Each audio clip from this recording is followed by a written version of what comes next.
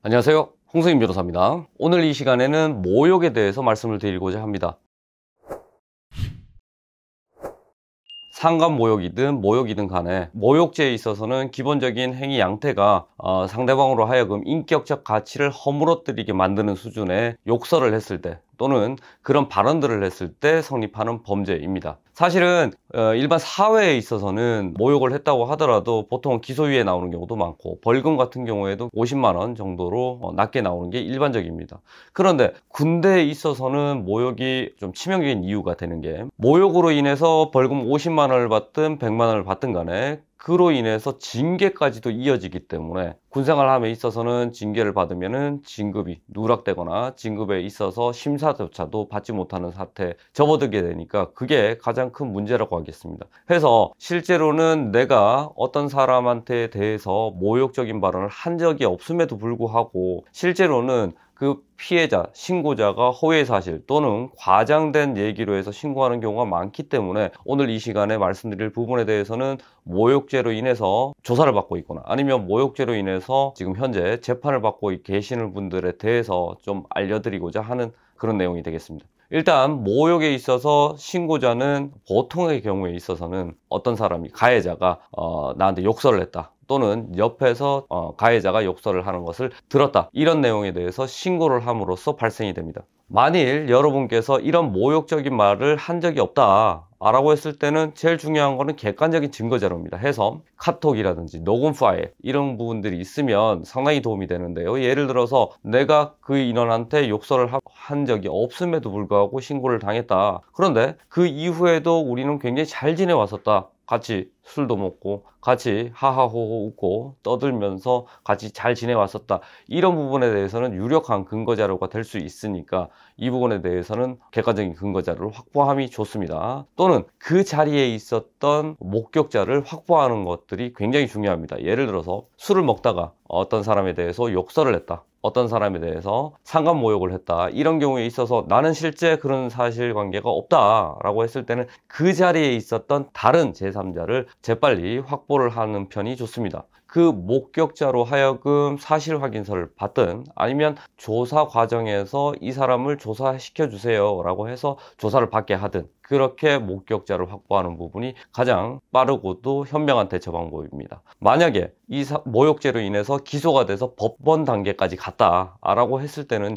결국에는 그 목격자를 법정에 불러내서 증인으로 신청해서 증인신문이란 걸 해야 됩니다. 실제 제 사건 같은 경우에는 얼마 전에 있었던 무죄 사례가 있는데요. 법원 재판 진행 과정에 있어서 당연히 그 피해자로 지칭된 그 인원도 불러야 되는 거고 그 자리에 있었던 다른 목격자 다 불러야 된다. 그리고 우리한테 있어서 나쁘게 진술했었던 인원, 그런 인원들을 다 불러서 법원에 증언으로서 현출시켜 줘야 된다는 것입니다. 이렇게 했을 때 모욕에 대해서 사실관계, 사실 인정 여부에 대해서 그런 사실 자체가 없다라고 해서 무죄 판결을 받은 사례가 있습니다. 물론 사실관계를 인정한다고 하더라도 여전히 법리적인 부분에 있어서 무죄 받을 가능성은 남아 있습니다.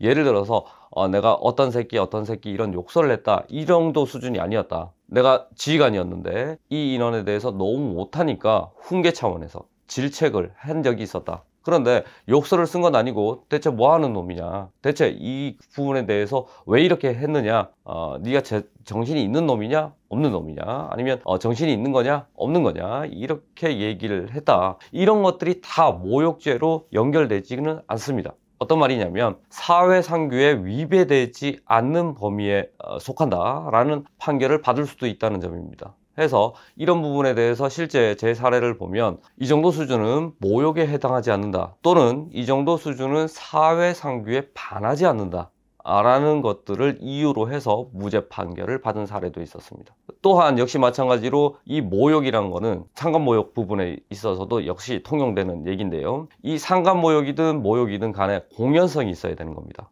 단 둘이 얘기를 나눴다, 그 과정에서 내가 이 인원한테 어떤 욕설을 했다, 단둘이 있었던 상황에 대해서는 모욕죄가 성립하지 않습니다. 전화상으로 이 사람한테 대해서 내가 직접 당사자한테 욕설을 했다 라고 한다고 하더라도 이 부분에 있어서는 공연성이 없기 때문에 모욕죄가 성립하지 않게 됩니다. 여러 사람이 있는 와중에서 내가 이 사람한테 공개적으로 욕설을 했다라고 했을 때 성립하는 것이 공연성이란 것입니다. 이 공연성이 탈락하게 됐을 때는 무죄 판결이 나오게 되는 것입니다. 물론 여기서 주의해야 될 점이 1대1의 대화 속에서 제3자에 대한 욕설을 했다. 이 부분에 대해서는 좀 주의 깊게 살펴봐야 되는 건데요. 우리의 대법원 판례에 있어서는 단 한 명한테 얘기를 했다고 하더라도 이 사람이 다른 제3자한테 이걸 알릴 가능성이 있었다 라고 했을 때는 전파 가능성이 인정된다고 해서 공연성이 있다. 그러므로 유죄다 라는 사례가 있습니다. 그런데 이 한 사람한테 대해서 제3자에 대한 욕을 했었는데 이 인원하고 저하고 굉장히 친해서 서로 속마음까지 다 터놓을 수 있는 그런 사이였다. 실제 이 인원도 저한테 제3자에 대한 험담을 같이 했다. 욕설을 같이 했다. 라고 했을 때는 그때는 전파 가능성이 굉장히 약해지게 되는 거죠.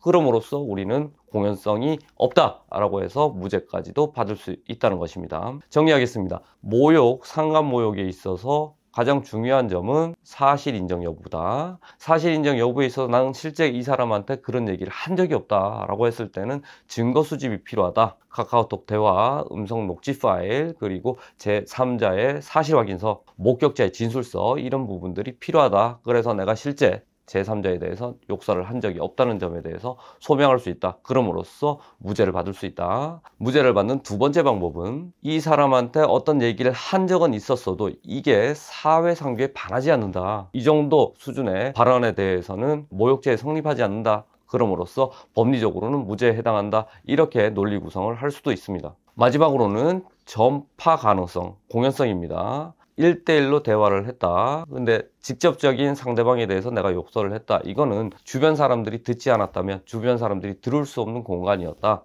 라고 한다면은 전파 가능성이 없다. 공연성이 없어서 무죄 판결이 선고될 수 있다. 그리고 1대1로 제3자한테 대해서 욕설을 했다고 하더라도 이 사람과의 나와의 관계에 비추어 봤을 때 이 사람이 제3자한테 전달할 가능성이 없다고 하면 전파 가능성이 인정되지 않아서 역시 공연성이 결여되어서 무죄 판결을 받을 수 있다. 이런 점들을 말씀드립니다. 여러분들께서 상간 모욕이든 어떤 형태로든 현재 어려운 사정에 처해 있다 라고 하면 부담 갖지 마시고 저 홍승인 변호사한테 연락 주시기 바랍니다. 이상입니다.